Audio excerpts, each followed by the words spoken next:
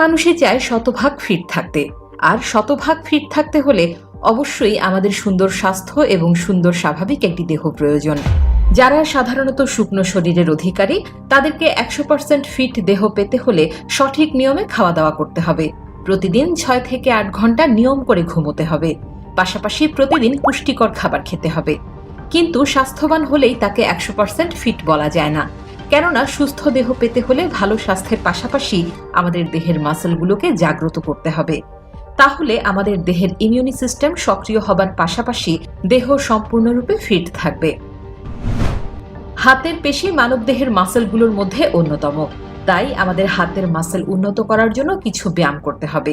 কিন্তু শুধু শুধু ব্যায়াম করলে আমাদের মাসল কখনোই গ্রো করবে না, বরং কিছু নির্দিষ্ট নিয়মে ব্যায়াম করতে হবে যা মাসলগুলোকে দ্রুত গ্রো করতে সাহায্য করবে, এবং এর প্রত্যেকটি ব্যায়াম আপনি বাসায় বসেই করতে পারবেন। তাই চলুন আজকের ভিডিওতে জেনে নেই হাতের মাসল বৃদ্ধি করার জন্য 7টি বেসিক ব্যায়াম। তো স্বাগতম আপনাকে আজকের নতুন এপিসোডে। স্কিপিং বা দড়ি লাফ। স্কিপিং বা দড়ি লাফ খুব কমন ব্যায়ামগুলোর মধ্যে অন্যতম। এটা করাও খুব সহজ। এর জন্য স্কিপিং রোপ দিয়ে অন্তত 1 থেকে 2 মিনিট লাফাতে থাকুন। স্কিপিং রোপ আপনার পায়ের জয়েন্ট এতটা মজবুত করে যা আপনি ভাবতে পারবেন না। এছাড়া এটি পায়ের পেশিতে ব্যথা থাকলে তা নিরাময় করে। প্লাঙ্ক। শরীরের ভারসাম্য রক্ষায় এর থেকে ভালো ব্যায়াম আর নেই। এটি আপনার হাতের পেশি বাড়াতে দারুণভাবে সহায়তা করবে। যদি আপনি এই ব্যায়ামে নতুন হয়ে থাকেন তাহলে 30 সেকেন্ড থেকে শুরু করুন, পরে ধীরে ধীরে সময় বাড়ান।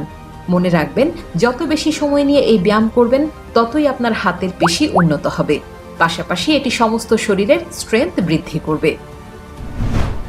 Arm circle. এটি নিয়মিত করলে আপনার হাতের পেশি দ্রুত বৃদ্ধি পাবে। এর জন্য প্রথমে সোজা হয়ে দাঁড়ান। এবার আপনার কাঁধ বরাবর 2 হাত 2 দিকে কাঁধ বরাবর সোজা করুন। ডান হাত ডানে এবং বাম হাত বামে। এরপর 2 হাত একই সাথে প্রথমে সামনের দিকে ঘুরাতে থাকুন 15 থেকে 20 বার। ঠিক একইভাবে কাঁধ ছেড়ে দিয়ে ঘুরাতে থাকুন। এভাবে সপ্তাহে 4 থেকে 6 দিন করুন। Tricep dips. ট্রাইসেপের ব্যায়াম করতে হলে আপনার একটি চেয়ারের প্রয়োজন হবে, তবে আপনি চাইলে বেড কিংবা যে কোনো উঁচু জায়গা বেছে নিতে পারেন।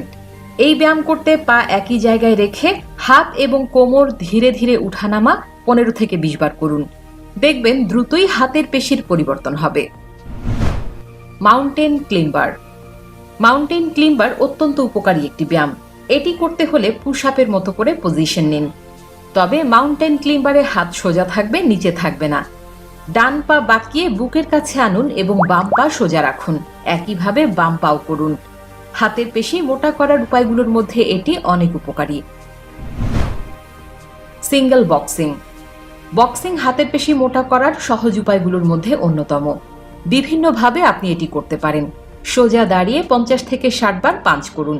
প্রয়োজনে আয়নার সামনে দাঁড়িয়ে করুন।